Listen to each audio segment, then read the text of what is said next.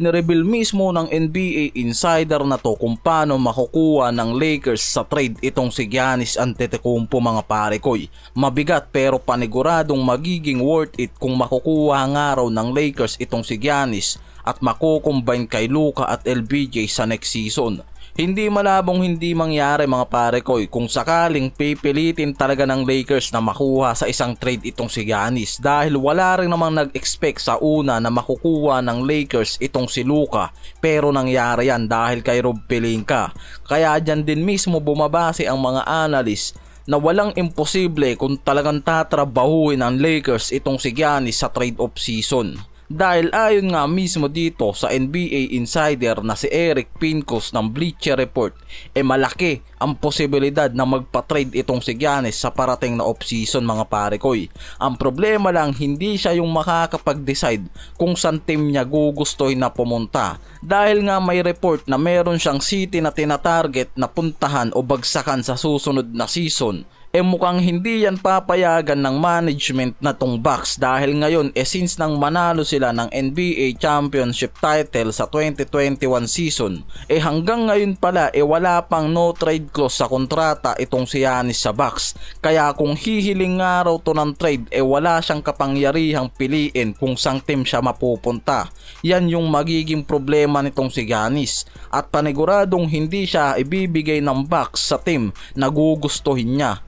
Sinabi rin kasi mismo nitong si Pincus yung 5 team na pwedeng pagpilian nitong si Giannis sa trade, mula dito sa OKC, Atlanta Hawks, Brooklyn Nets, Houston Rockets at San Antonio Spurs. Yan yung 5 team na nakikitang tinatarget ngayon nitong si Giannis. At yan yung 5 option talaga nitong si Giannis na team, and wala nga raw sa pinagpipilian ang Lakers. Pero dahil nga sa no trade clause nitong si Giannis, pwede ngang hindi siya ibigay sa mga teams na tinatarget niya, kaya pwedeng gumawa ng paraan yung ibang teams para magbigay ng matinding offer dito sa Bucks para makuha si Giannis sa trade. Ang nakikita kasi ngayon, since 3 consecutive years na nabibigo itong si Giannis pumasok sa semis at finals, at pagkawala ng Bucks ngayon sa pagiging contender sa East, kinakailangan na talaga nga raw gumawa ng hakbang itong si Giannis para lumipat ng team na magbibigay sa kanya ng pangalawang championship title.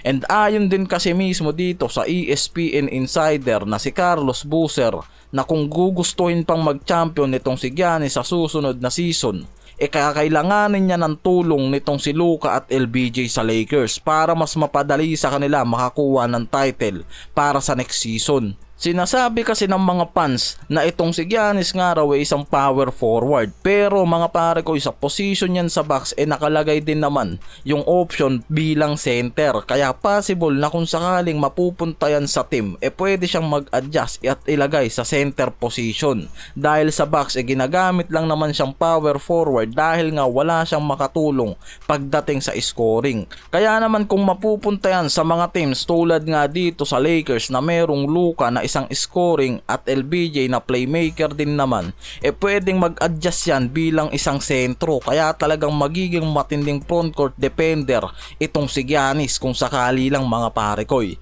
Balik tayo dito, nakikita kasi na ang Lakers kayang bumuo ng isang trade package na nakasentro kay Austin Reeves, Dalton Knecht at mga filler na kontrata tulad nga nila Hachimura at Finney Smith.